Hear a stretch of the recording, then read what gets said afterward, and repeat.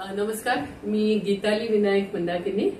मिळून सार्वजनिक मासिकाची मी संपादक आहे. विद्याबाळा अध्यासन प्रकल्प 2 च्या अंतर्गत स्त्री चळवळ आणि मी या मालिकेमध्ये आज आपल्याकडे आनंद करंदीकर आले. नमस्कार. नमस्कार. आनंद हा मोठा चळवळ्या माणूस आहे आणि अतिशय हुशार आहे. आणि अजून एक ऍडिशनल ओळख म्हणजे तो विंदा करंदीकरांचा मुलगा आहे. त्याच्यामुळे त्याच्यामुळे आपण तिथेच येतोय आता. ही स्त्री चळवळ तुझ्यापर्यंत कधी पोहोचली? तुझं एकूण बालपण, घरातलं वातावरण वगैरे याच्याविषयी सांग. घरातल्या वातावरणाविषयी असं की आता तू विंदा करंदीकरांबद्दल बोलायचं आणि ते तसे प्रागतिक होते विचारांनी, कवितांमध्ये आणि वैयक्तिक आयुष्यात. 40 सालात त्यांनी विधवा विवाह केला. त्या काळात ते फार कॉमन नव्हतं आणि नंतर कोणीतरी त्यांना विधवेशी विवाह केला म्हणून स्वतःला पुरोगामी म्हणून मिरवतात असंही करून त्यांची टिंगल केली. पण त्यामुळे माझ्या घरात लहानपणापासूनच संस्कार हे पुरोगामी होते. माझी आई ही शिक्षिका होती आणि आम्ही बेडेकर सदन नंबर 7 या चित्तपावन ब्राह्मणांच्या 50 कुटुंबांच्या शाळेत राहायचो. त्यात नोकरी करणारी माझी एकटीच आई होती. त्यामुळे मला आईचा फार अभिमान होता की आपली आई नोकरी करते, त्यामुळे आपल्याला क्रिकेटची बॅट सहज शक्य होते विकत घेता येईल. मग पुढे माझा पहिला स्त्री चळवळीशी संबंध आला तो काय चांगला नाही राहिला, पण तो सांगून टाकतो. काय आहे, आमची बेडेकर सदन सांगितलं चित्तपावन ब्राह्मणांची चाळ, तिथे काय त्यांचं नाव RSS वाल्यांची स्त्रियांची संघटना राष्ट्रसेविका समिती यांनी शाखा भरवायचं ठरवलं. आता आमची चाळ तिथली गच्ची आमची खेळायची जागा होती, तिथेच त्यांनी शाखा भरवायची ठरवली. मग कॉन्फ्लिक्ट ऑफ इंटरेस्ट आला आणि आम्ही एका वर्गातली 10 गुंड मुलं त्या शाळेत राहायचो. त्यामुळे आम्ही असं ठरवलं की ह्यांची शाखा बंद पाडायची, म्हणजे आपल्याला क्रिकेटचं ग्राउंड गच्चीत राहील. आणि आम्ही व्यवस्थित टिंगलबाजी करून, दंगामस्ती करून राष्ट्रसेविका समितीची शाखा बंद पाडली. म्हणजे थोडक्यात स्त्री चळवळीला विरोध करून सुरुवात केली. हे चांगलं केलं की वाईट केलं मला माहित नाही, पण ती एका अर्थाने स्त्री पुरुष समतेची चळवळ नव्हती ना. म्हणजे ज्या यांनी ती परंपरा पुढे नेणारी, बाईला त्या पद्धतीने बघणारी अशी होती. त्याच्यामुळे आयडिओलॉजिकल विरोध म्हणून काही केलं नाही, आमच्या हितसंबंधांच्या ती आड आली म्हणून. आणि सरप्राइझिंगली आमच्या चाळीतल्या सगळ्या मुलींनी पण आम्हाला पाठिंबा दिला. त्यांनाही खेळायचं असायचं, शाखेत जायला कोणाला आवडतं. त्यानंतर खरं तर अंदाजे मी पोस्ट ग्रॅज्युएशन करेपर्यंत स्त्रियांची चळवळीने माझा काही संबंध आला नाही. कारण की IITत मुली नव्हत्या. 500 मुलात 1 मुलगी होती. तुझं IIT कुठलं? पवई. त्याच्यानंतर मी IIM कलकत्त्यात गेलो, तिथे एकच मुलगी होती. त्यामुळे स्त्री हा फार दुर्मिळ विषय होता. आणि मग IITच्या शेवटच्या वर्षात असताना पासून मी युवक क्रांती दलात सामील झालो आणि अचानक सगळीकडे मुलीच मुली आणि कर्तबगार मुली आणि नेतीगिरी करणाऱ्या मुली. त्यामुळे एकदम माझं विश्व बदललं. म्हणजे आमचे विनय पंडित नावाचे मित्र होते, आता वारला. तो माझ्या युक्रांच्या मोर्चात भीती नाही वाटत. एका बाजूला शमा पंडित, दुसऱ्या बाजूला संध्या पटवर्धन, मध्ये रेखा, अशा चालल्या की आपण सेफ. तर त्यामुळे असा एकंदरीत मी युक्रांच्या चळवळीमुळे स्त्रीशी चळवळीत उभा गेलो. कारण की स्त्री मुक्ती, स्त्रियांची समानता हा युक्रांच्या चळवळीचा गाभ्याचा भाग होता. जसं आंतरजातीय लग्न हा सुद्धा युक्रांच्या चळवळीचा गाभ्याचा भाग होता. आणि त्यामुळे तिला आम्ही स्त्री चळवळ कधी म्हटलं नाही. पण तुम्ही जर इतिहास पाहिला तर युक्रांमधल्या बहुतेक स्त्रिया यानंतर चळवळीत टिकून राहिल्या. अनेक वेगवेगळ्या मार्गाने स्त्री चळवळीत पुढे आले. आम्ही अनुयायी होतो, पण असा माझा सुरुवात झाली स्त्री चळवळीशी. आणि मग पुढे लग्नाच्या वेळेला काय झालं? लग्नाच्या वेळेला मी असं ठरवलं होतं, पण जमलं नाही की आंतरजातीय लग्न करायचं. मग मी जाहिरात पण दिली होती आणि माझ्या घरच्यांचा विरोध पण नव्हता. चांगली कोणी मुलगी दिसली नाही आणि नीलम दिसली आणि तिच्या प्रेमात पडलो. आता प्रश्न असा आहे, आपण तिच्या प्रेमात पडलो तिच्याशी लग्न करायचं की जातीच्या बाहेर लग्न करायचं. आम्ही म्हटलं आता आपल्याला आवडली ना करू, म्हणून मी आणि नीलमनी लग्न केलं. मी कोकणस्थ, ती कराडे, पण ते काय पोट झालं. आणि नंतर अर्थातच नीलमनी स्त्रीमुक्ती चळवळीत वेगाने पुढाकार घेतला. म्हणजे अगदी उभा भाव्यांचं साहित्य संमेलन व्हायला सरिता आव्हाड आधी स्टेजवर चढल्या, त्या युक्रांमध्ये होत्या, आणि त्यांनी हात धरून नीलमला स्टेजवर घेतलं आणि भाव्याने भाषण सोडून पळ काढला. असं आम्ही स्त्रियांच्या नेतृत्वाखाली चळवळी करायला शिकलो. तू पूर्ण वेळ कार्यकर्ता होता, सामाजिक कार्यकर्ता का नोकरी करत करत आधी नोकरी करत होतो या काळात. सुरुवातीला टाटा इकॉनॉमिक कन्सल्टन्सीमध्ये केली, मग मुकुंद आयनमध्ये केली, मग नितीन कास्टिंगमध्ये केली. एकूण 3-4 वर्ष नोकरी केली. त्या काळात युवक क्रांती दलाने मराठवाडा विद्यापीठाचं नामांतर झालं पाहिजे असा आग्रह धरला होता, आणि विधानसभेने एकमुखी ठराव केल्यावर नामांतराचा दंगल उसळली आणि ठिकठिकाणी जाळपोळ, दलितांना जिवंत जाळणे असे प्रकार घडले. हे काय चाललंय हे काय मला कळलं नाही, आणि म्हणून मी असं ठरवलं की आपण हे काय मुंबईत नोकरी करत राहण्यात अर्थ नाही.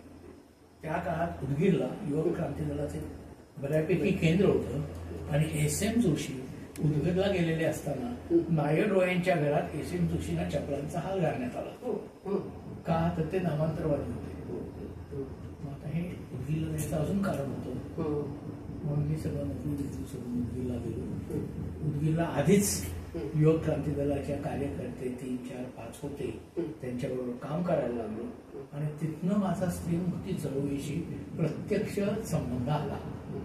म्हणजे 2 मुद्दे झाले, खरे एकमेकांशी जोडलेले होते. सुनीता मुंगीकर ती अजून आहे, तिचं आता नाव सुनीता डोळे, जयदेव डोळेची बायको. ही मुंगीकर डॉक्टरांची मुलगी. मुंगीकर डॉक्टर हे उदगीरचे प्रख्यात नावाजलेले श्रीमंत डॉक्टर. त्यांच्या घराला लागून खादी ग्रामोद्योग केंद्र चालायचं, आणि त्याच्यामध्ये सूत कताईचा उद्योग चालायचा. तेव्हा सांगायची तिथली परिस्थिती फारशी चांगली नाही. तेव्हा एकदा आम्ही तिचा शेपूट धरून आत गेलो, तेव्हा आम्हाला काय काय वाटेल ते पाहायला मिळालं. म्हणजे बायकांना मुलं सांभाळायच्या जागेत पाळणाघर असं म्हणायचं, बाहेर पाठी आत कापसाच्या गड्ड्या रचून ठेवलेल्या. मग 8 आणि 10 वर्षाच्या मुलींना चरख्यावर बसवून सूत कापत आहेत. म्हणजे उघड चाइल्ड लेबर. सगळाच भयानक प्रकार होता. मग मी काही आकडेवारी बघितली तर असं दिसलं की दरवर्षी तिथल्या स्त्रियांची मजुरी कमी होत चालली. अनेक कारण. मग मी एक लेख सुद्धा लिहिला, पांढरा समाजवाद असं. तो साधनेने प्रकाशित केला, त्यामुळे बरीच खळबळ माजली. मग पुण्याहून खादी ग्रामोद्योगचे नेते तिथे पाहणी करायला आले वगैरे ते सोबत. पण त्यातनं पहिली तिथे सगळ्या काम करणाऱ्या बायका होत्या. त्यामुळे आम्ही स्त्रियांच्या हक्कासाठी लढणारी संघटना उभी केली. त्याचं नाव काय ठेवलं? काही नाही, खादी ग्रामोद्योग महिला संघटना. नको काही नाव नाही. आम्ही युनियन रजिस्टर सुद्धा केली नाही. का तर रजिस्टर केली की आपणच कायद्याच्या कचाट्या ठरवतो. पण मग उदगीरला मुजरा डान्सचा कार्यक्रम ठरला. तो दरवर्षी उदगीरला व्हायचा, आणि तो खूप पॉप्युलर असायचा. ठरवलं होऊ द्यायचं नाही, हा स्त्रियांचा अपमान आहे.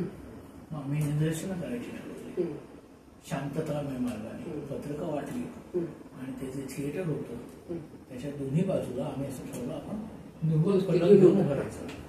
सरप्राईजिंगली अंदाजे 500 बायका रस्त्याच्या दोन्ही बाजूला उभ्या राहिल्या. त्यात आमच्या खादी ग्रामोद्योग मधल्या जवळ 250 बायका होत्या. तिथे आम्ही रिक्षावाल्यांची युनियन चालवायचो.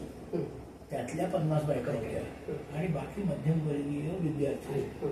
एवढ्या 200-250 बायका रस्त्याच्या दोन्ही बाजूने उभ्या म्हटल्यावर कितीही निर्लज्ज पुरुष असला तरी त्याची हिंमत काही झाली नाही, आणि तो कार्यक्रम पार बंद पडला. हा माझा स्त्री चळवळीचा पहिला आणि मग तेव्हा लग्न झालेलं होतं का? लग्न झालेलं होतं. नीलम उदगीरलाच होती. नीलम दवाखाना चालवत होती, आणि नीलम तिथे दवाखान्यात जास्त बिझी होती. त्यामुळे खादी ग्रामोद्योगाची संघटना तुम्ही हे आम्ही सांगत होतो. निदर्शनात नीलम होती अगदी वर्षभरानंतर जेव्हा आम्ही नामांतराचा सत्याग्रह केला परत, त्यावेळी नीलमने भाग घेतला. तिला अटक झाली.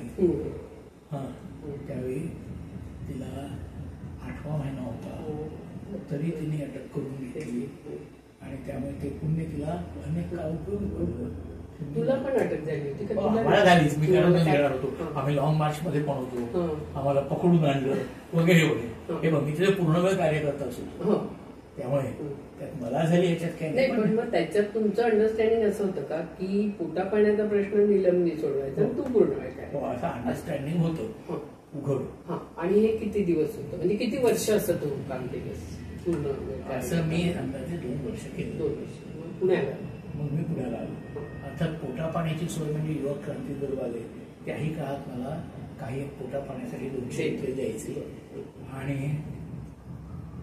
परिस्थिती बरी होती. म्हणजे आमचं काय पोट पाणी कमी झालं नाही आणि नीलमचा दवाखाना चांगला चालू होता. पण मग आम्ही पुण्याला परत यायचं ठरवलं, कारण की मी उपरांत सोडायचं ठरवलं. त्याचा स्त्रीमुक्ती चळवळीशी काही संबंध नव्हता. आणि मग पुण्याला आल्यानंतर मी थोडा चळवळीतनं बाजूला झालो आणि पोट्या पाण्याकडे लागलो. आणि तासंदारी वर्क मॅनेजमेंट कॉलेजमध्ये शिकवणं. नीलमने हडपसरला दवाखाना सुरू केला आणि तिथे क्रांतिकारी महिला संघटना स्थापन केली. त्यात माझा सहभाग विशेष काही नव्हता. माझा सहभाग एवढाच आला की ती स्थापन झाल्यानंतर तिची घटना लिहायचं काम. तेव्हा नीलमने मला सांगितलं तू लिह. मग मी अभ्यास करून क्रांतिकारी महिला संघटनेची घटना लिहिली. त्याच्यात लाईफ मेंबर वगैरे असे क्लासेस होते. मग पुण्यातली मी नावं घेत नाही, स्त्रियांनी हे हुकुमशाही पद्धत वाढवण्याचं छुप राजकारण आहे अशी टीका केली. मग सत्यरंजन साठेंच्या मध्यस्थीने एक बैठक झाली की ही घटना काय असावी आणि चांगली गोष्ट अशी घटना होती तशी मान्य झाली. म्हणून ती क्रांतिकारी महिला संघटना चालू आहे असं मी ऐकून. स्त्री आधार केंद्राचे हे तू बोलतोयस का क्रांतिकारी? कारण स्त्री आधार आधी क्रांतिकारी झालं, मग स्त्री आधार. मग या सगळ्या याच्यामध्ये तुला मुलगी झाली का तुम्हाला? का ती मुलगी उद्गीलच झाली. उद्गीलच झाली होती.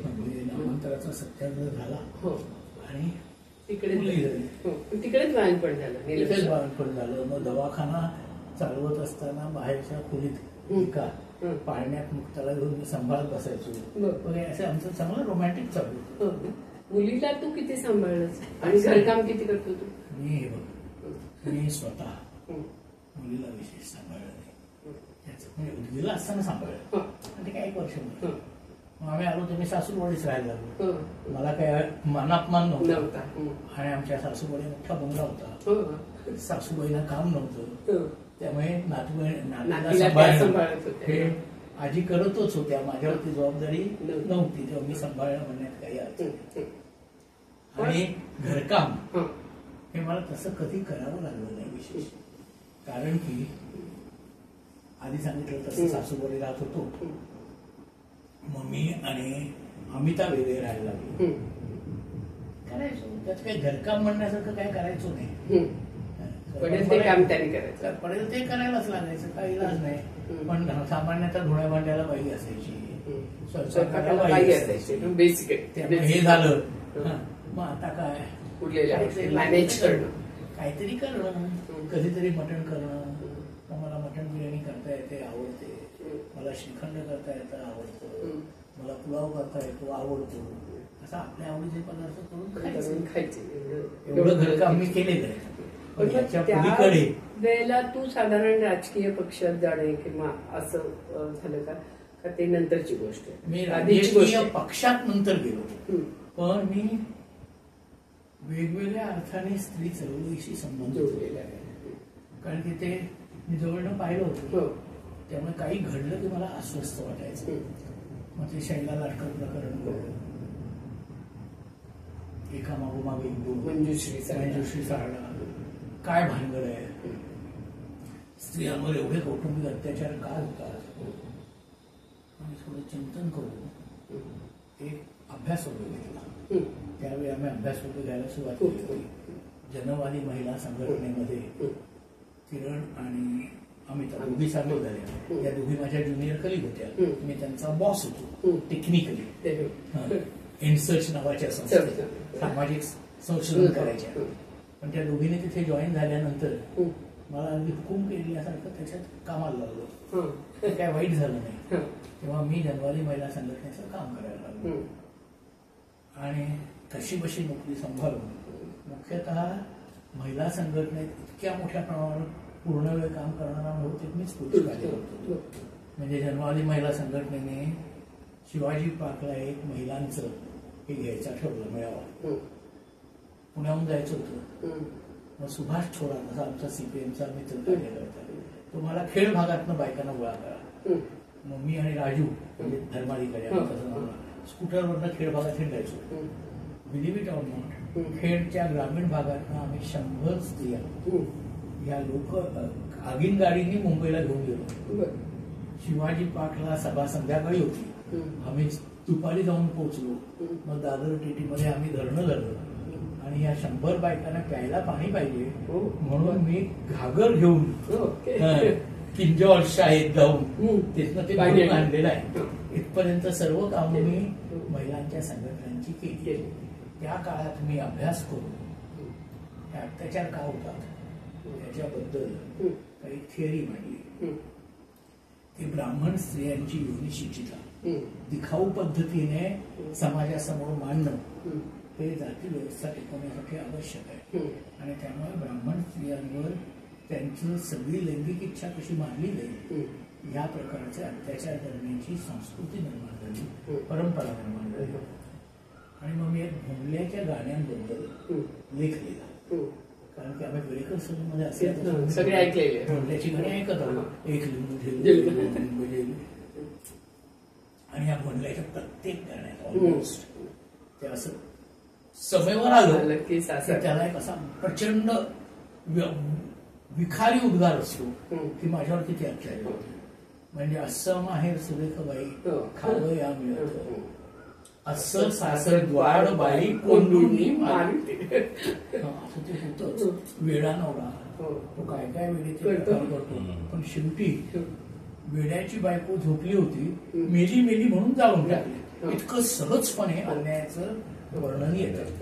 आणि हे या तरुण मुली 12व्या वर्षी 14व्या वर्षी माहेरवाशी असायच्या. त्या माहेरी आल्या की मनातली भीती कुठेतरी व्यक्त व्हायची आणि ती ह्या मुलाच्या गाण्यात व्हायची. असं मी सगळं मांडणी केली. तुला खूप गाजला. विद्याबाळाने लगेच तो उत्साहाने स्त्री मासिकात छावला इतका की गेल्या वर्षी मला फोन आला बरं का मुंबईत नाही. आमच्या कॉलेजमध्ये भोंडल्याची गाणी साजरी करायचं चाललंय, तुझा लेख पाठव. असं मी माझं आपलं वैचारिक काम थोडस. मंगला सामंतने याच्यावर पर्यायी गाणी लिहिली होती, ती तुझ्या वाचनात आली होती का? आली खूप. आता भोंडल्याची गाणी अशी पर्यायी गाण्यांची पुस्तिकाच मिळते, तीही मी पाहिली. माझं म्हणणं काय आहे की हा एक सांस्कृतिक ठेवा आहे. तो अत्यंत वाईट आहे हे खरं आहे. पण तो गाऊन सांगितला पाहिजे की हे किती अन्यायाचं प्रतीक आहे बघा. आणि करू नये बोलणार नाही तो साजरा. कोणी हौस सांगितली नाही. आता तो जो मुद्दा आहे की साजरं करायचं असतं आणि मग आपण साजरं करण्याला पर्याय द्यावा लागतो. तर त्या अर्थाने मला ती मंगलाची गाणी महत्वाची वाटते. माझं म्हणणं असं आहे की साजरं करायला तुम्ही जर हा सांस्कृतिक ठेवा विसरून गेलात, बघा अत्याचार अन्याय आणि स्त्रियांवर केलेले कमालीचे अन्याय हा आपला सांस्कृतिक ठेवा आहे. तो असा नाकारण्यात अर्थ नाही. सतीची चाल बंद केली कारण की बायकांना जिवंत मारायची. तेव्हा माझं म्हणणं असं आहे ही गाणी घ्यायची आणि सांगायचं ठसकावून की ही पूर्वीची गाणी आहेत. आता असं केलं तर चालणार नाही. पण लक्षात ठेवा एकेकाळी किती अन्याय होत होते या गाण्यात सांगितलं. म्हणजे जसं तुम्ही तुकारामांचे अभंग बदलायचे नाहीत. त्याच्यात आहेत, त्याच्यात स्त्री विरोध आहे की नाही भरपूर आहे. भरपूर आहे बरोबर. पण म्हणून काय तुम्ही तुकाराम परत लिहा तुकारामांच्या नावाने नाही. भगवद्गीतेत काय वर्ण व्यवस्थेचं प्रचंड समर्थन आहे. म्हणून तुम्ही भगवद्गीता बदलणार की 12वीतल्या मुलांना सक्तीने पाठ करायला लावावी का हा वेगळा मुद्दा. आता आलाय ना पाठ्यक्रमात काल. भगवद्गीतेचा अर्थ सांगितला पाहिजे, भगवद्गीता टिकवून ठेवली पाहिजे, असं नाही म्हणता कामा. हे बघा, मनुस्मृती जाणणं ही नैमित्तिक कृती आहे, प्रतिकात्मक. त्यात्मक मनुस्मृतीचा अभ्यासच बंद करा असं नाही. बाबासाहेब सुद्धा मनुस्मृतीचा अर्थ सांगून मग तो कसा चुकीचा आहे हे सांगतात. जाणणं हे प्रतिकात्मक आहे. असं आहे. त्यामुळे बोलण्याच्या गाण्यांबद्दल माझं म्हणणं असं आहे, नवी गाणी द्यावी, त्याला काहीच विरोध नाही. गाणी गाण्यावीच, ती भोंड्यात गावी सुद्धा, पण ती जुन्या गाण्यांच्या ऐवजी असून आता जुनी गाणी कोणी म्हणायचीच नाहीत आणि ती गेलीच असं करू नका. म्हणजे ती आठवण जागरूक ठेवा की सासर कोंडून मारत होतं, अजून मारतात. गेल्या वर्षी 20,000 बायका सासरी जळून मेले. 20,000. आणि हा आपल्या ब्राह्मणी संस्कृतीचा ठेवा आहे, हे सांगायचं नाही. त्याला आपण थोडासा विरोध करत नाही, हे वाईट आहे आणि केलाच पाहिजे, पण हे प्रश्न मिटलेले नाहीत अजून. आणि ते आपण ते गाण्यातनं काढून टाकले म्हणून मग त्याची जागृती तरी ठेवायला चालू. तुला बरोबर, तर तुला आता काय वाटतंय, स्त्री चळवळीचा जो काय तू समजा प्रवास बघितला, हा प्रवास बघत असताना तो कसा म्हणजे चांगला होत गेला का चांगला झाला, मागे आला, थोडा पसरला, थोडा खोल गेला, कशा पद्धतीने? कारण तुझं एकूण जे सगळं स्टॅटिस्टिकल बघणं आणि त्याचं अनालिसिस करणं, मुख्य अनालिटिकल तुझा जो एकूण दृष्टिकोन आहे, त्याच्यामुळे मला जास्ती असं वाटतं की तू स्त्री चळवळीचं इव्हॅल्युएशन कसं करशील. मी चळवळीचं इव्हॅल्युएशन करण्याच्या भानगडीत पडणार नाही. एक तर असं आहे की गेल्या 30 वर्षात 1990 नंतर भारतात आणि जगात सार्वत्रिक पातळीवर त्याला तुम्ही स्थूल मानाने पुरोगामी चळवळी म्हणाल, त्यांची पिछेहाट झाली. त्याच्यात कुणाचाच अपवाद नाही. मग ते कम्युनिस्ट असतील, समाजवादी असतील, दलित चळवळ असेल, म्हणजे एकेकाळी पॅन्थरचा जो कुठे लोक होता तो कुठे आणि आत्ता कुठे. तसंच स्त्रीमुक्ती चळवळ सुद्धा एकेकाळी खूपच जास्त घडाली होती. ह्या का मागे पडल्या याचं अधिक वैश्विक अनालिसिस आवश्यक आहे. ते फक्त स्त्रीमुक्ती चळवळीबद्दल करून नाही, पण बरोबर आहे. मग त्या यानेच तुला तुझं अनालिसिस काय म्हणजे सगळ्याच पुरोगामी चळवळी, तर बेसिक त्याची 1, 2, 3, 4 अशी काय कारणं? म्हणजे सगळ्यात महत्वाचं कारण आणि जे मी ज्याचा शास्त्रीय अभ्यास आता 4 दिवसापूर्वीच वाचला, मी नाव विसरतोय, त्याने बाउलिंग असं पुस्तक लिहिलं. त्याचं म्हणणं असं आहे की समाजामध्ये माणसं एकमेकांशी संबंध कसे ठेवतात हे बघण्यासारखं असतं. आणि हे एकमेकांशी असलेले संबंध हे एखाद वेळ एक्सक्लुझिव्ह म्हणजे इतरांना दूर टाकणारे असतात किंवा एक्सक्लुझिव्ह असतात. पण या दोन्ही प्रकारच्या संबंधांच्या चळवळी जर वाढल्या तर तो समाज अधिक विकसनशील असतो. आणि ह्याच संबंध जर कमी होत गेले तर तो समाज अविकसनशील होतो. त्यांचं असं म्हणणं आहे की अमेरिकेत 1970 सालपर्यंत हे चालू होतं, 1920 ते 70 वेगाने. आणि तो म्हणतो अनेक क्लब्स असतात, रोटरी क्लब असेल, लायन्स क्लब असेल, ख्रिश्चन चर्च असेल किंवा स्काउट्सची चळवळ असेल, काय असेल ते, आणि त्यातनं समाज आणि माझ्यापुरता मी हा दृष्टिकोन नसतो. त्याचं म्हणणं आहे अमेरिकेत 70 सालानंतर हे सगळं प्रचंड मंदावलं आणि आता माझ्यापुरता मी हे खूप बळावलं आहे. मला असं वाटतं की भारतात सुद्धा हे खूप मोठ्या प्रमाणावर बघायला मिळतं. म्हणजे मी आत्ता जे तरुणांच्या बाबतीत विचारवित करत असताना क्वचित एखादा माणूस म्हणजे तरुण ह्याच्यात मला काय असं विचारल्याशिवाय सांगू येत नाही. बहुतेक सगळे मग माझं काय करिअर ही अगदी करिअरच्या अर्थाने असते असं नाही, पण माझा स्वार्थ काय, मला त्यात काय मिळणार, मला त्यात काय मिळणार, समाजाला काय मिळणार, लोकांना काय मिळणार, आणि त्यांना मैत्री मिळेल हे उत्तर पुरेसं नसतं. सहकारी मिळतील हे उत्तर पुरेसं नाही वाटत. आणि हे स्त्रीमुक्तीबद्दल आता काही प्रमाणात खरं. म्हणजे स्त्री चळवळीत येणाऱ्या स्त्रिया सुद्धा मी ज्या काय पाहिल्या आहेत त्या आता मला काय माझा एक रिसर्च पेपर पब्लिश होईल का. म्हणजे सगळी तुमची युनिव्हर्सिटीतलं वातावरण म्हणे स्त्री चळवळीचा अभ्यास करणार डिटोरेट होत होत माझा एक पेपर कसा पब्लिश होईल याला येऊन थांबलंय. आणि the whole search is and race is for publishing a paper. त्याच्यात वर्थवाईल तुम्ही काय मांडता की नाही असा मुद्दा नसून पेपर पब्लिश होतो का, PhD मिळते का, हा मग मला लेक्चरशिप मिळेल का, परदेशात जाता येईल का, अजून मग त्याचे सगळे काय काय. पण त्याच्यामुळे आपण ज्यांना संघटना चळवळ असं म्हणून त्यांचा जोर उसवतो. हे जसं स्त्रीमुक्तीच्या वेळेबद्दल घडतं तसंच रिपब्लिकन चळवळीबद्दल घडतं तसंच समाजवादी सेवा दलाचं मी काढलं हेच झालंय नाही होत. आणि दुर्दैवाने किंवा सुदैवाने RSS चूक चाललंय मला काय. त्यामुळे झालंय आता भाजपमध्ये कसंही करून प्रवेश करायचा आणि स्वार्थ साधायचा. आणि भाजपमध्ये त्या दोघांना येतात तेव्हा इंडिव्हिज्युअल स्वार्थ साधण्याची मंडळी असं त्यांचं सुरू झालं.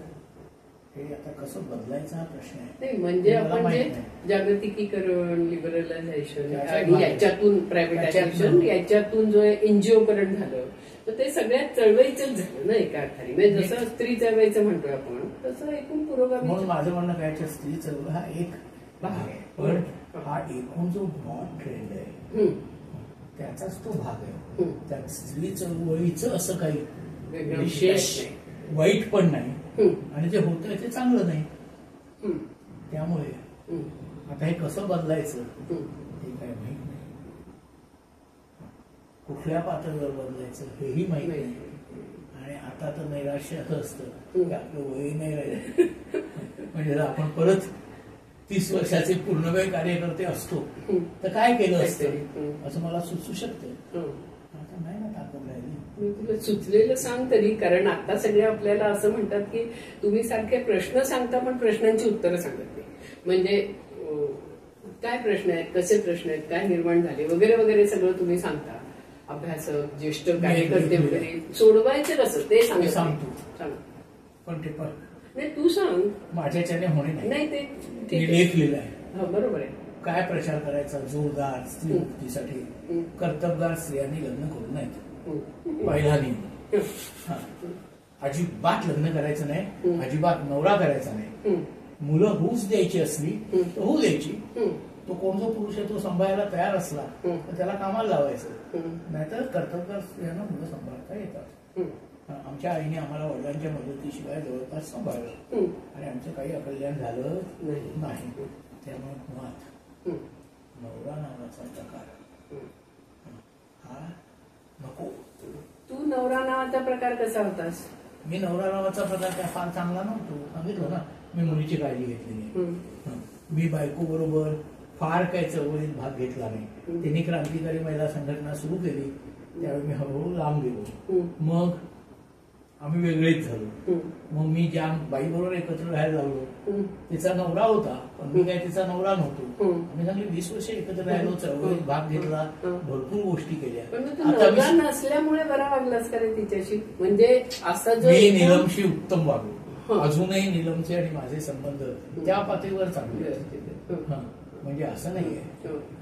2 सरिताशी मी माझ्या मताने तुला म्हणू दे की स्त्रीमुक्तीवर बोलायला चाललाय आणि माझं 2 मिनिटं भाषण घेत नाही. हा काय स्त्रीमुक्तीवाला झाला का? तुला मनात माहिती आहे काय आहे. तुला सांगते मी की आम्ही पुरुषवाद दिवाळी अंक तुला माहितीये त्याच्यामध्ये एक फीचर केला होता की प्रियकराचा नवरा होताना म्हणजे ज्या अर्थाने तू म्हणतोयस लग्न करू नको बायकांना म्हणतोय त्या अर्थाने आमचं असं म्हणणं होतं की लग्नाच्या आधी प्रियकर किती गोड असतो, किती गोंडस वागतो, किती छान वागतो आणि लग्न झाल्याबरोबर त्याचं काय होतं नवरा झाल्यावर तर ते सिस्टीममुळे होतं. म्हणजे विवाह ही जी संस्था आहे आणि त्याच्यामध्ये जे रोल्स आहेत त्याच्यामध्ये जे डिव्हिडंड सगळे पुरुषांना मिळालेले आहेत त्यामुळे तो कसा सोडणार ना. म्हणजे त्याच्यासाठी फारच तुम्हाला विलपॉवरच पाहिजे की नाही मला चांगलंच माणूस पाहिजे. आणि प्रियाराधन करणं हे आपल्या इथे गृहीत आहे, पण पत्नीराधन करणं म्हणजे पाहिजे झाला. हो एक्झॅक्टली, हे लक्षात घ्या. तेव्हा पुरुषाच्या सुद्धा ज्या ठरलेल्या प्रतिमा आहेत त्या त्यांनी तिला कशी भुरळ घातली हे त्याचं कर्तृत्व झालं. एकदम झाल्यानंतर नाही. म्हणून माझा एक कार्यक्रम असा आहे की आपण लग्न संस्था मोडीत काढायला पाहिजे आणि त्याच्यात इनिशिएटिव्ह हे स्त्री चळवळीने घेऊन जास्तीत जास्त स्त्रियांचे असे गट बनवले पाहिजेत की ज्या एकमेकांना मदत करतील. मी प्रयत्न करतो की 18 स्त्रियांचे गट बनवायचे. एक बनवण्याचा प्रयत्न केला पण त्याला पुरेसे मेंबर मिळाले नाहीत. की काय आहे मुलं सांभाळायला अडचणच आली तर आपण एकमेकांची सांभाळू. त्या बायकांचा गट हा लिस्बियन शारीरिक रिलेशनशिप पाठी असला पाहिजे असं नाही, पण असला तरी बिघडत नाही, तेही काही पाप नाही. पण असे स्त्रियांनी जर गट बनवले परस्परांना पाठिंबा देणारे आणि पुरुषांना ऐकवलं तुमचे तू आम्हाला सेक्स लागला हवासा वाटला ठीक आहे, आम्हाला मूल हवंसं वाटलं तर आता तुमची पण गरज नाही, ते आर्टिफिशियल बँक मधनं मिळत असेल तुम्ही काय गरज आहे हे झालं तरच स्त्रीमुक्ती चळवळ खऱ्या अर्थाने पुढचा टप्पा गाठेल. पण जर तुम्ही विवाहाच्या बंधनात अडकून पडलात तर तू म्हणतेस तसं मग तो एकदा नवरा झाला त्या नवरेशाही सोडून. पण मग आता या बायकांचे गट वगैरे करणार हे सगळं चांगलं आहे, पण तिकडे पुरुषांचं काय होईल मग? काय नाही होणार, चांगले राहतील. कुठे काय चांगले काय राहतील त्यांचं काय करतील स्वयंपाक स्वतःचा. तर काय एवढं कठीण आहे का? कठीण नाहीये पण त्यांची मानसिकता आहे का असं म्हणते. नसेल तर घडेल ना. हे का माझं काय म्हणणं आहे मानसिकता ही सामाजिक परिस्थितीने असते. बरोबर. आता तुम्हाला जर असं लक्षात आलं की ही बाई मला आवडते, तिच्याबरोबर मला गप्पा मारायला आवडतात, अगदी हिच्याबरोबर मला सेक्स करायला आवडतो, पण ती मला रात्री म्हणते आता फुट आता जा आणि मी गेलो नाही तर चालत नाही. तुम्हाला ऑप्शन आहे असं राहायचं की अजून एक कुठली तरी बाई म्हणून त्याच्याशी लग्न करायचं. म्हणजे समाजातल्या सगळ्या चांगल्या कर्तबगार बायका मिळाल्याच नाहीत तर मी निमूटपणे असं म्हणजे चांगलं आहे. तो जास्तीत जास्त काय म्हणेल माझ्या 2 मैत्रिणी आहेत असू देत. कशाला एकपत्नी व्रत पाहिजे, कशाला योनी शुचिता पाहिजे. त्या स्त्रीने पण 2 मित्र ठेवावे 3 ठेवावे. हे काय हे ते कशासाठी आहे? मुलाचा बाप हे कळलं पाहिजे, हे नक्की कळलं पाहिजे प्रॉपर्टीसाठी. आता जर तुमची प्रॉपर्टी तुमची आहे असं त्या स्त्रीने म्हणायला लागल्या मला नवऱ्याच्या प्रॉपर्टीची काय गरज नाही, त्या नवऱ्याने काय करावं असं ते बघावं. तर काय नवऱ्यांची मानसिकता बदलेल आणि सगळ्या पुरुषांची आपण कशाला चिंता करायची? आपण करायची ना. आपण सामाजिक प्रश्नाविषयी चिंता नको करायला, ते आपोआप बदलतील. Circumstances will force them.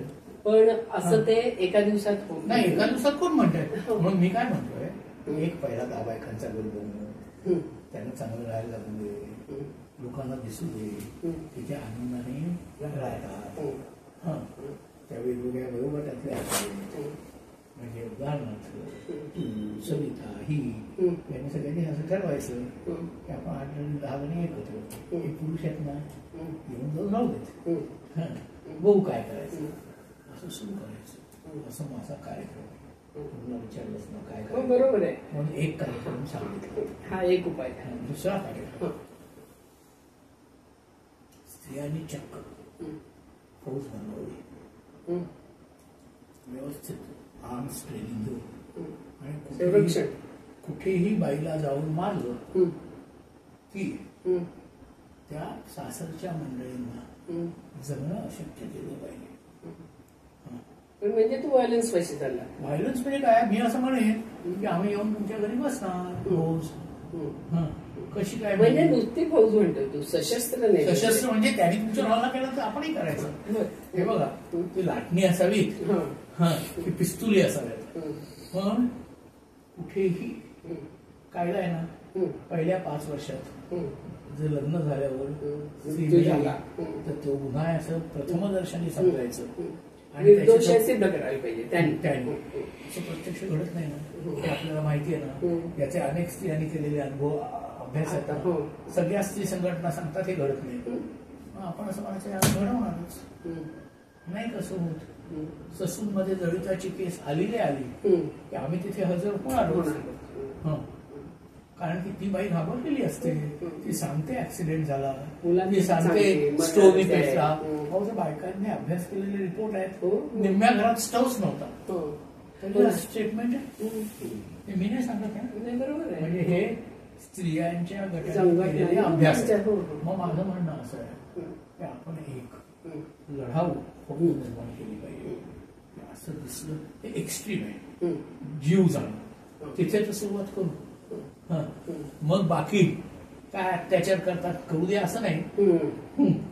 पण जीवन जातोय तिथे थांबवण्यासाठी हे कळलं पाहिजे. त्याच्यातून सुटका नाही. पुरावा न पुरावा आम्हाला माहित नाही. आम्ही येऊन बसणार, एक वर्षभर रोज येऊन इथे ठिया देऊन बसणार. सून मेलीच कशी, एक वर्षभर तुम्हाला कठीण होईल ना. सगळ्या जगात तोंड दाखवणं, बाकी काही नाही तर. आणि आम्ही तुमच्या घरासमोर जाऊन बसून विचारणार यांची सून मेलीच कशी. हा एक प्रोटेस्टचा भाग आहे. सत्याग्रही प्रोटेस्ट अगेन्स्ट फेमिसाइड. व्हायलन्स म्हणजे कमालीचा व्हायलन्स, जीवे मारण्याचा व्हायलन्स. याला आपण विरोध केलाच पाहिजे. 3, मग आपण आंतरजातीय लग्नांचा फार मोठ्या प्रमाणावर प्रचार केला पाहिजे. आपण करतोच नाही. असं कसं चालेल. आमचं चुकलं, त्या काळात मी नाही केलं. युक्रेनमधल्या बऱ्याच लोकांनी केली आणि असा प्रचार केला तर परिणाम होतो. म्हणजे राम सातपुत, शैला सातपुतेंनी केलं, क्षमा पंडितनी केलं, संध्या पटवर्धननी केलं, पुरुषांनी केली. पण हे जे ब्राह्मणी योनी शुचिता आहे, आणि हा माझा बहिणी म्हणत बाबासाहेबांनी म्हटलं गांधी, तुम्ही गांधी म्हणतात म्हणून करा, नाही तर बाबासाहेब आंबेडकर म्हणतात. पण प्रयत्न आपण एक मंडळ स्थापन करू, आंतरजातीय विवाह मंडळ. आम्ही विचारवेदवर तेवढ्यासाठी ज्यांनी आंतरजातीय विवाह केले त्यांच्या मुलाखती घेऊन ते यशस्वी होतात. दाखवले 10 इंटरव्ह्यूज आहेत. पण पुरेसं नाही. आपण आंतरजातीय विवाह मंडळ स्थापन केलं पाहिजे आणि तिथे सरळ सरळ आम्ही इथे आंतरजातीय लग्न लावण्यासाठी आहोत. त्या आपल्या विचारवेदवर ह्याची भाषण आहे चव्हाणचं. त्या आंतरजातीय लग्न कसे करावे, मिलिंदच ना, पण माझं म्हणणं असं आहे की असे जर 3 कार्यक्रम करायला घेतले तातडीने. एक, बायकांचं कमी, नो पुरुष म्हणजे पुरुष वॉन्टेड, वेलकम, पण लग्न घेणार नाही, पुरुष नवरा नाही पाहिजे. एक, पण मग त्या कमेंटमध्ये पुरुष राहू शकतो का? नाही, 2 दिवस 4 दिवस 5 दिवस नवरा म्हणून राहणार नाही. आम्ही जा म्हटलं की जायचं. ठेवून घेऊ, महिनाभर ठेवून घेऊ. त्याला माहिती पाहिजे ही इज अ गेस्ट. बरोबर. And he must stay like A guest. एखाद्याला वर्षभर ठेवून घेतलं तर काही गुन्हा नाही, आणि ते बायकाने ठेवायचं. एक. 2, आपली सत्याग्रही फौज. ती सशस्त्र म्हणजे सशस्त्र, लाटणी की पिस्तूल. आपल्यावर कोणी जर पिस्तूल घेऊन हल्ला करायला आला तर आपण काय गपचूप मार खाणार, कारण की आपण जिला मारलं त्याचा जाब विचारायला जातो. आणि 3, आंतरजातीय लग्न मंडळ. कुठल्याही गोष्टी करायला लागल्या आपण तिन्हीपैकी. पण म्हणजे पहिलं आणि 3रं हे एकमेकांना छेद देणार आहे ना. पण माझं म्हणणं काही नाही बघा, म्हणजे थोडे हळूहळूच होतं ना. तेव्हा एकीकडे काही कमींमध्ये राहतील, काहींचं आंतरजातीय लग्न होईल. पण जे सासूरवाडी जाऊन मारलं हे, अरे पण ती सासूरवाडी जायला नको ती हा वेगळा मुद्दा. पण आता जाते आहे ना, आणि आता 99% जात आहेत ना, मग नाही त्यांनी मारायला पाहिजे सासूरवाडी. तेव्हा सासूरवाडी आली तर तिला जाऊन मारायची नाही. हा पहिल्या कार्यक्रमाशी विसंगत नाही. तिने मुळात जाऊ नये. पण आता बऱ्या अनेक जाणार तसं लग्नच करणार तर आंतरजातीय करा. आणि म्हाताऱ्या लोकांच्या समस्येविषयी म्हणजे आता जसं तुम्ही करताय की लिव्हिंगसाठी म्हणा किंवा एकूण त्यांचं मैत्रीपूर्ण आणि कसं तर असं आता त्याचं कसं चालू आहे आणि काय तुम्हाला रिस्पॉन्स आहे? आणि रिस्पॉन्स वाईट आहे. काय आहे, आम्ही आता एक सर्वे लॉन्च करतोय परवापासून की म्हाताऱ्यांचे प्रश्न, म्हाताऱ्यांना काय वाटतात, मला काय वाटतं ते सरिताने एवढा अभ्यास करून 22 लेख लिहिले. पण तिने सहज भेट नावाचं मंडळ त्याला फारक्या व्याख्या घेत नाहीत. आणि काय मला माहित नाही, खाजगी कल्पना आमच्या अर्थशास्त्रात अंदाजे 150 बायका एकट्या राहतात. एकट्या, नवरा नाही. प्रत्येक जण स्वतःच्या घरी एक मोलकरीण ठेवते. पण 5 बायका एकत्र राहत नाहीत. त्यांचा खर्च किती कमी होईल, त्यांना एकमेकांचा आधार होईल. प्रत्येकीला भीती वाटते रात्री काय होईल. 84व्या वर्षी मी जर बाथरूम मध्ये पडले आणि पडतात बरं का, म्हणजे काय असं नाही हायपोथेटिकल, परवा आमच्या समोर पडले तर त्यांनी जर कमून म्हणून राहिली, त्या कमूनचा परिणाम हा नवरा नको नाहीये, त्यांना नवरा नाहीच नशीब आणि त्या म्हणतात बस झाला आता नव्याने नवरा नको. पण सहकार्य करायला काय हरकत आहे. मी तुला सुरुवातीला जे म्हटलं की एकूण सहकार्याची भावनाच कमी झाली आणि ते ह्यात सगळ्यात सहकार्याची भावना अंतर्भूत आहे की बायकांनी एकत्र राहावे, बायकांनी किंवा इव्हन आंतरजातीय विवाह मंडळ काढणे.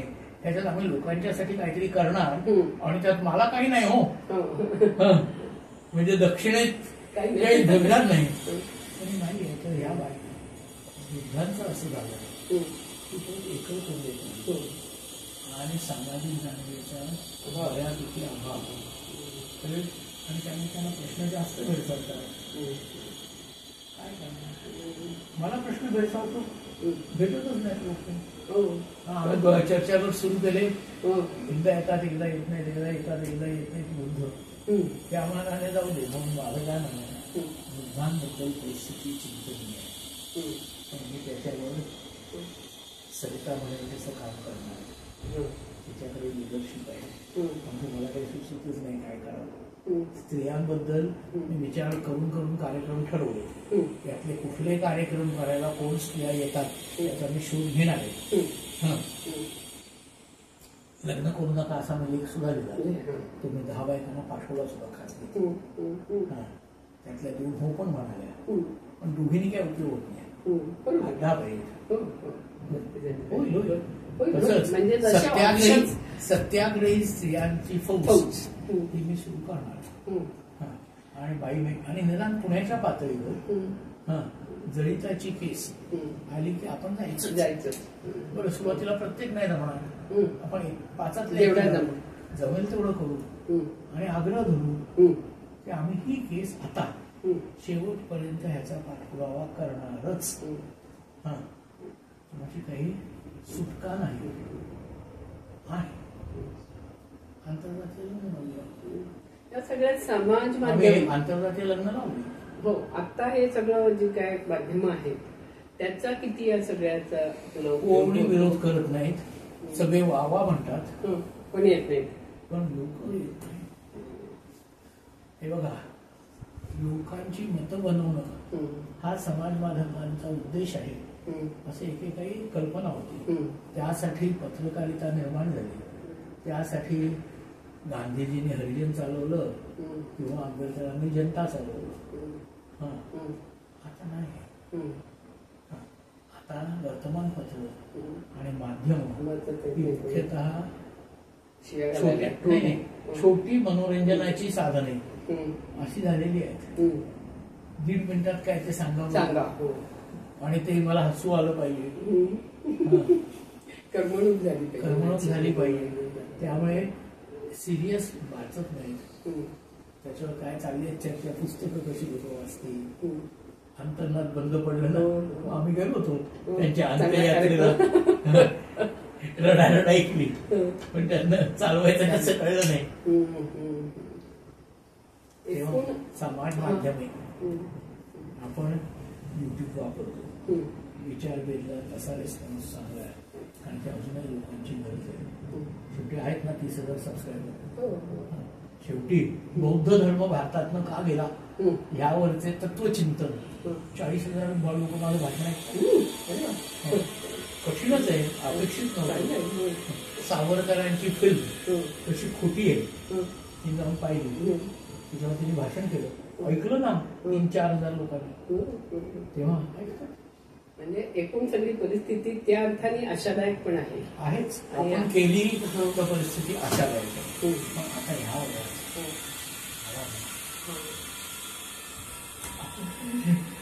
झेपणार का नाही. आपण असा प्रश्न पडला. गोष्टी सांगे ना युक्तीच्या चारो असं तू म्हणत राहा, डोकं चालवत राहा, लिहित राहा आणि बोलत राहा. या नोटवरती आपण थांबूया. मला काय म्हणलं. धन्यवाद, खूप छान वाटलेलं आहे. धन्यवाद, तुम्ही मला संधी दिली हे भाषण ऐकून या तिन्ही कार्यक्रमात सहभागी व्हायची. कुणाची जरी इच्छा असली तरी त्यांनी गीताली विमानात पकडावं, नाही तर आनंद करेल आणि आपण पुढे जाऊ. आणि नुसतं ऐकून काय उपयोग आहे. नाही, बरोबर, पुढे जाऊ, आपण कार्य करत राहू. आभार. आभार. जय भीम. जय भीम.